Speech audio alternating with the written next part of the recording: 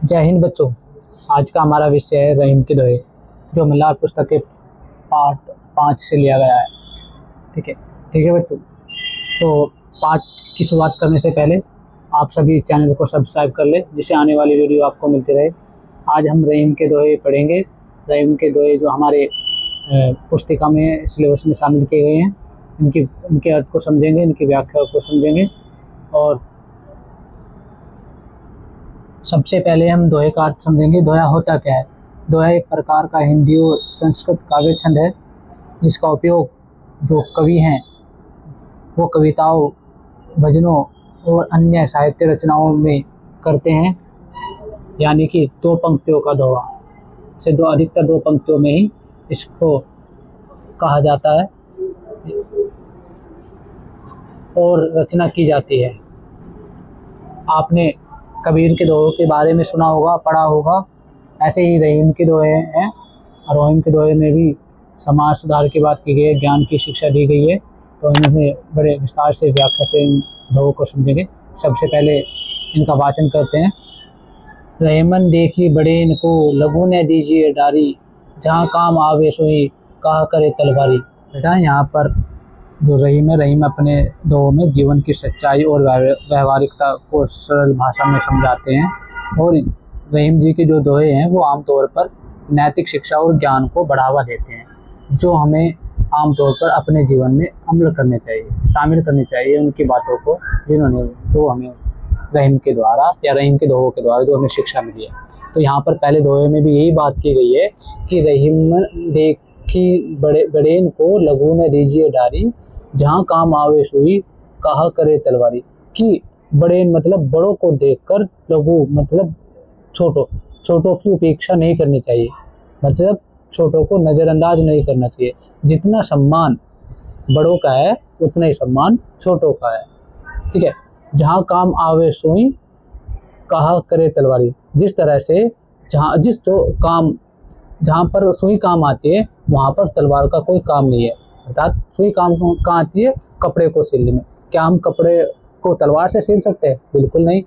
क्या हम तलवार की जगह सुई का इस्तेमाल कर सकते हैं लड़ने के लिए, या किसी भी चीज़ में जहाँ पर तलवार का प्रयोग किया जाता है? नहीं हो सकता। इसलिए सबका अपना अपना महत्व है, किसी को भी कम नहीं समझना चाहिए। इस दोहे में रहीम जी ने इस बात को कहा है। आगे देखो तो अगला दोहा देखते हैं। तरवर फल नहीं खात है, सरवर पियहि न पान, कही रहीम प्रकाश हित, संपत्ति संचयी सुजान। तो यहाँ पर देखेंगे, तरवर मतलब पेड़, ठीक है। सरवर मतलब तालाब,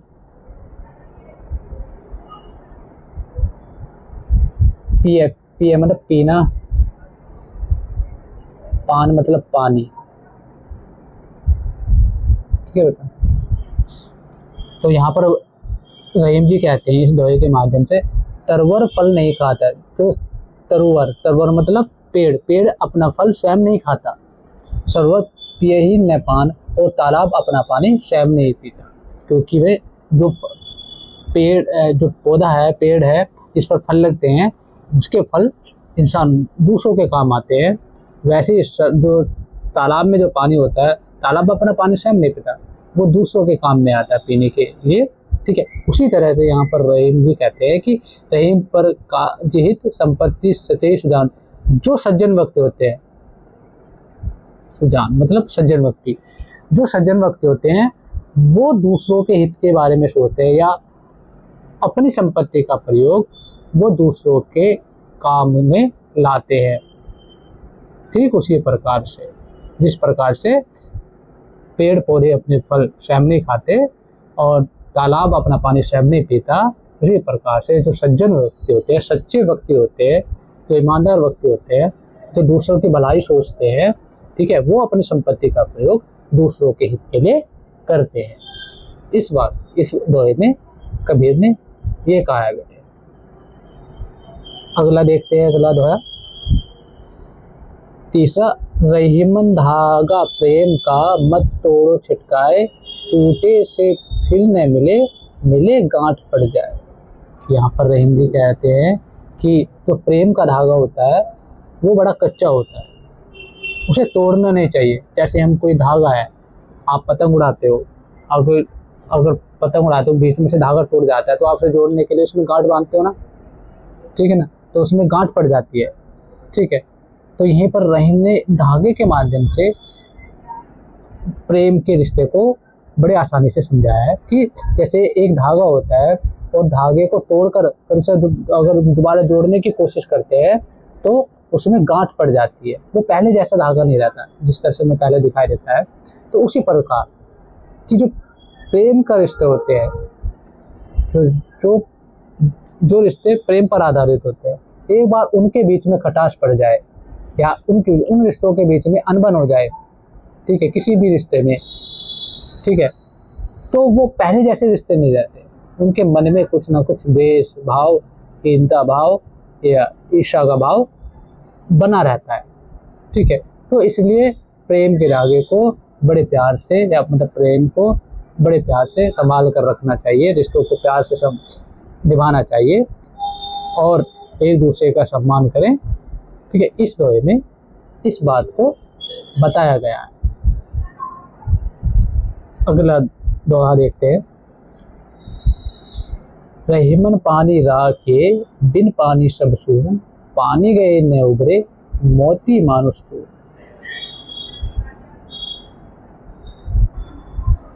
बेटा इस दोहे को समझने के लिए पहले हमें ये समझना होगा कि यहाँ पर जो पानी शब्द है, यहाँ पर जो पानी शब्द है ये, इसके 3 अर्थ दिए गए हैं। यहाँ पर पानी के कितने अर्थ हैं? यहाँ पर 3 अर्थ है, ठीक है बेटा।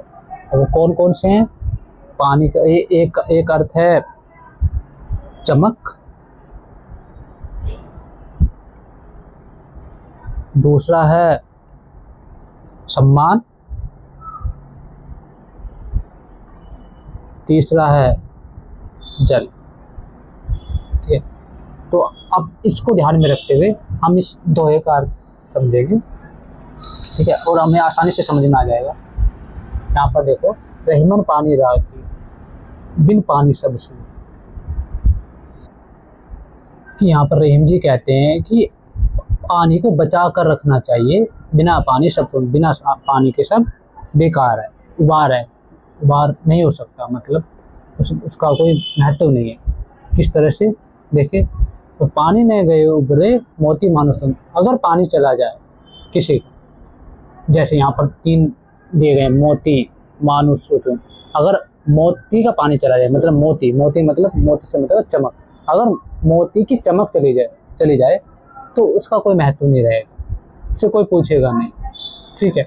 मानुष मतलब मनुष्य, अगर मनुष्य का सम्मान चला जाए, इज्जत चली जाए तो उसका कोई सम्मान नहीं करता, उससे कोई आदर नहीं करता, उस तरह से समाज में उसकी इज्जत नहीं की जाती। चून मतलब यहाँ पर बेटा, चून के 2 अर्थ हैं यहाँ पर। चून मतलब एक होता है आटा और एक होता है चूना, ठीक है, आटा और चूना। तो उनके यहाँ पर अगर चूने में जल ना हो तो वो उसका कोई महत्व नहीं रहता, मिलाया ना जाए, ठीक है। आटे में जब जल मिलता है, पानी मिलता है, तभी वह आटा बन पाता है, तभी उससे रोटी बन पाती है। तो यहाँ पर रहीम जी ने इस दोहे के माध्यम से ये बताने के कहा है कि इस संसार में सभी को अपना पानी बचा कर रखना चाहिए, इसके बिना किसी का उबार नहीं हो सकता।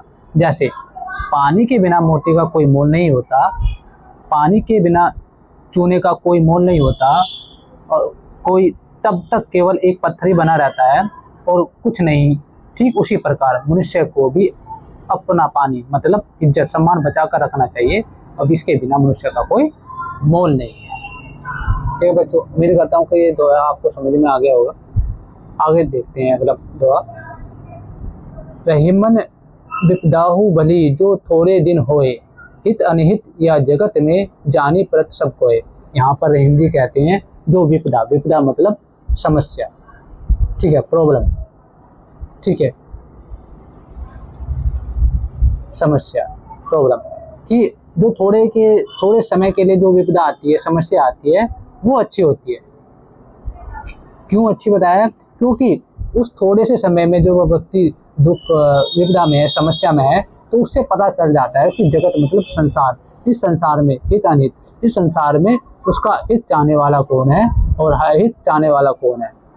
ठीक है, उन सब के बारे में व्यक्ति जान पाता है। अगर कोई समस्या आई, किसी ने व्यक्ति का साथ दिया, तो वह उसका हितैषी है, और जो उसे उस विपदा में छोड़कर चला जाता है, वो उसका हितैषी नहीं है। तो यहाँ पर रहीम जी कहते हैं कि जो थोड़े समय के लिए समस्याएं आती है, विपदा आती है, वो सही है, क्योंकि इससे हमें यह पता चल जाता है इस संसार में कि उसका हितैषी और कौन है, उसका हितैषी कौन नहीं है, जो उसके समय पे साथ दे सकता है। ठीक है बच्चों, उम्मीद करता हूँ कि दोहे का आपको समझ में आ गया होगा। अगर देखो, रहीमन जीवा बावरी कही गई सरग पताल, आपू तो कहीं भीतर रही जूती खात कपाल।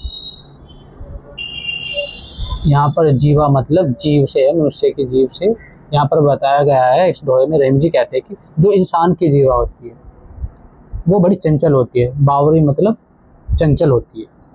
किस तरह से? कि वह कभी आकाश की बात करती है, कभी पाताल की बात करती है। ठीक है, मतलब कुछ भी बातें जीव, हम जो भी अपने मुख से बोलते हैं वो जीवा के माध्यम से बोलते हैं, वो कुछ भी कह सकती है सोच समझ कर। मतलब यहाँ पर रहीम जी कहते हैं कि हमें जो अपनी बातें हैं वो सोच समझ कर कहनी चाहिए। क्यों कहनी चाहिए? क्योंकि अगर हमारे जीवा से कुछ अनर्गल बातें निकल जाती है, अनुचित बातें निकल जाती है, जो उचित नहीं है दूसरों के लिए, समाज के लिए, तो जीवा तो अपनी बात कहकर अंदर चली गई, अपने मुख के अंदर चली जाती है, लेकिन जो उसका असर पड़ता है मनुष्य के सर पर पड़ता है। जूती खात कपाल मतलब सर, कपाल मतलब सिर पर पड़ता है। कि जो बातें हैं, यहाँ पर रहीम जी कहना चाहते हैं कि अपने जीवन का इस्तेमाल सोच समझ कर करना चाहिए।